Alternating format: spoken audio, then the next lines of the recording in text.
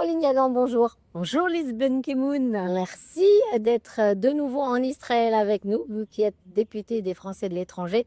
Caroline, je voulais qu'on revienne sur cette tirade assez malheureuse de Sébastien Lecornu, à qui Mathilde Panot demandait, enfin on disait que la France soutenait d'une manière ou d'une autre le génocide à Gaza, et qui a eu l'air de répondre que non, la France ne soutenait pas, mais que le génocide à Gaza avait bien lieu. Écoutez, j'ai pas eu le temps, j'ai vu la séquence, hein, donc j'ai pas eu le temps de m'en entretenir encore avec notre nouveau Premier ministre, mais je ne manquerai pas de le faire. Et je ne manquerai pas, d'ailleurs, je pense qu'il adhérera au fait qu'il n'y a jamais eu de génocide à Gaza, comme j'ai pu le dire et le répéter à l'Assemblée nationale, qu'on n'a jamais vu un génocide où les prétendus génocidaires distribuaient des tracts à la société civile pour partir des zones de combat. On n'a jamais vu une armée génocidaire distribuer des vivres également, créer des couloirs sécuritaires, humanitaires. On n'a jamais vu une armée génocidaire avoir des victimes dans son propre rang, par exemple. Et donc, lui rappeler qu'un génocide suppose une intention génocidaire, c'est-à-dire une intention de détruire un peuple pour ce qu'il est.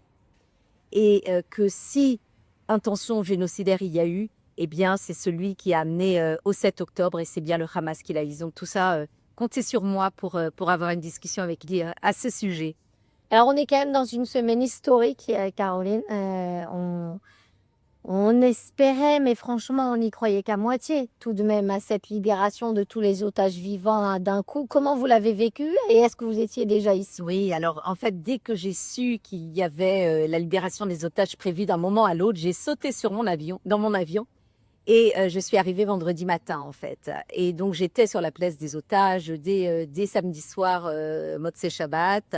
Et donc, j'ai participé jusqu'à très tard dans la nuit. Et puis, je suis revenue très tôt le matin. Donc, j'ai très peu dormi, comme beaucoup de personnes sur place. D'ailleurs, il y a beaucoup de Français sur place. J'ai vécu ça vraiment pleinement, dans une émotion immense. On a chanté, on a dansé, on a pleuré des larmes de joie, on a pleuré des larmes de tristesse. Il y avait une émotion vraiment particulière et une espèce de symbiose en fait. Voilà, une union, quel que soit les clivages et quel que soit le positionnement politique, c'était quelque chose d'exceptionnel. En fait, c'est vraiment un moment historique absolument exceptionnel. Alors, vous qui avez porté beaucoup cette cause des otages, et notamment à l'Assemblée nationale, est-ce que vous avez eu l'impression qu'il y a eu un changement, tout de même que les gens ont compris la réalité de ce qui se passait ici parmi les députés de l'Assemblée, et notamment, je ne parle pas des LFI qui sont sans doute assez irrécupérables, mais du reste de vos collègues députés? Écoutez, je pense que franchement, tout le monde se réjouit de la paix annoncée. Tout le monde se réjouit de cette trêve et de la fin de la guerre à Gaza. Et tout le monde se réjouit du retour des otages, même si on n'oublie pas qu'il reste des dépouilles qui ne sont pas rentrées.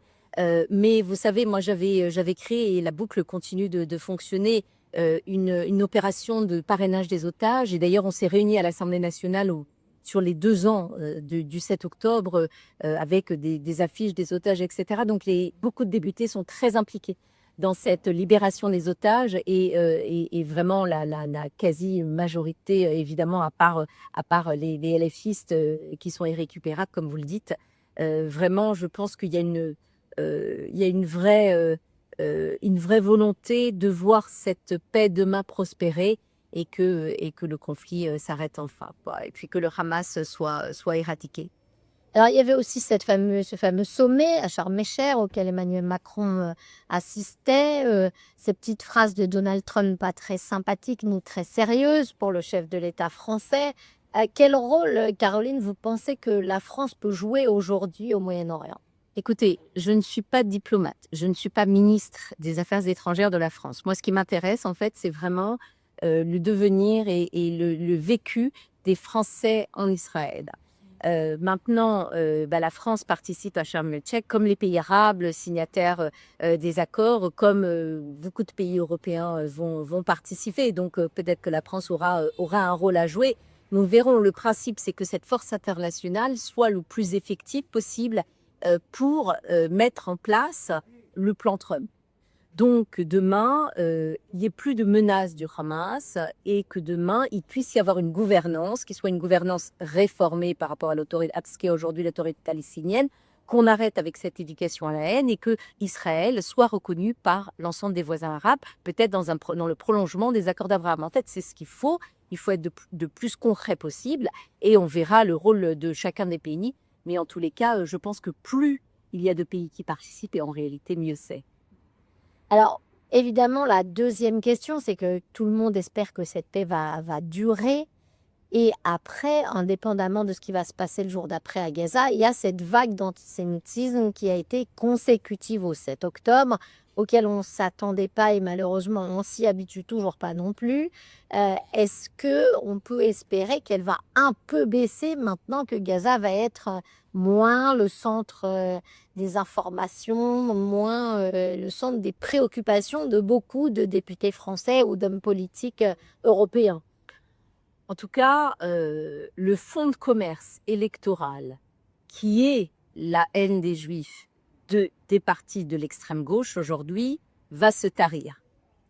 Maintenant, personnellement, je pense que en matière d'antisémitisme, malheureusement, on ne redescend pas de seuil. C'est-à-dire que quand on atteint un certain seuil, l'antisémitisme repart de ce seuil-là. Et donc, ça ne sera, à mon sens, qu'une accalmie, si accalmie il y a. Mais il ne faudra pas oublier ce qu'on a vécu. Il ne faudra pas oublier que cette cocotte minute-là, d'un coup, s'est ouverte pour laisser place à ce qu'on ne pensait pas être possible un jour. Et qu'en fait, l'histoire de l'antisémitisme nous a montré que ce qu'on a vécu pendant 80 ans après la Shoah n'était en réalité qu'une parenthèse heureuse. Et on revient sur l'histoire de ce qu'a été l'antisémitisme depuis des millénaires. Et c'est à nous de continuer ce combat, et c'est à nous aujourd'hui que ça va se calmer, de remettre les pendules à l'heure et de réaffirmer les mensonges d'abord, de mettre le doigt, comme l'a fait d'ailleurs Caroline Fourest très très bien. Enfin, c'est absolument magnifique ce qu'elle a fait là sur LCI hier.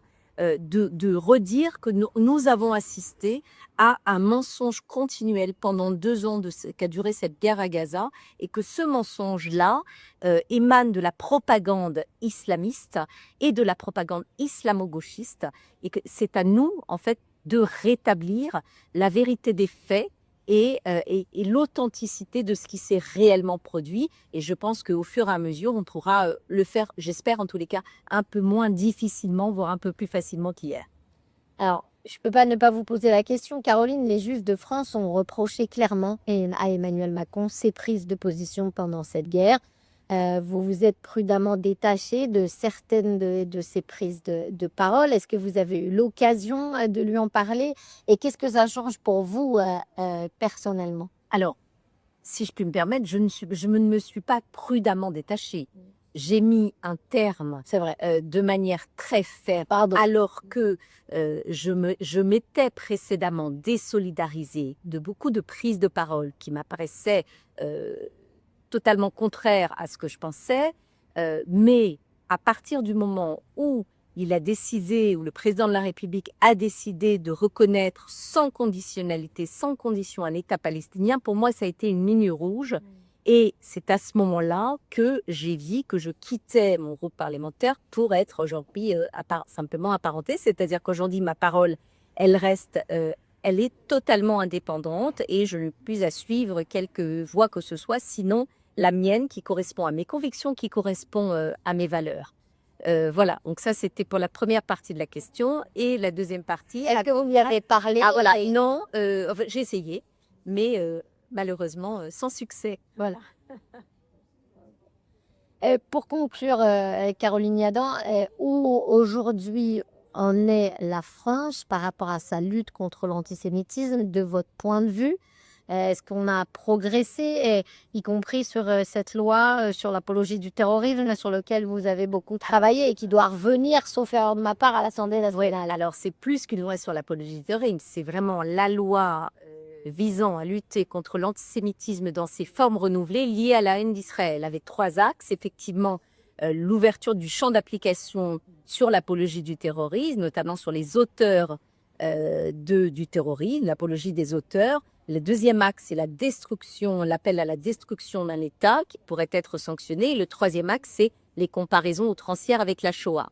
Et donc ça, c'est une proposition de loi qui est passée par le Conseil d'État parce que c'était important pour moi de lui donner une force juridique particulière. Et mon objectif maintenant, c'est qu'elle soit adoptée par l'Assemblée. Mais il ne vous aura pas échappé que nous sommes en période plutôt d'instabilité gouvernementale et que si il y avait une possibilité pour moi d'avoir une ouverture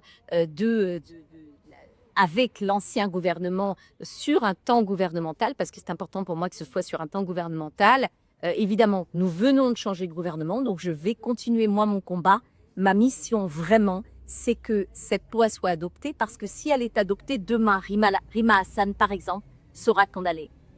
Et voilà, il faut que des paroles comme ça, il faut plus qu'elle joue sur des arguments exactement juridiques et qu'elle passe à travers les mailles du filet.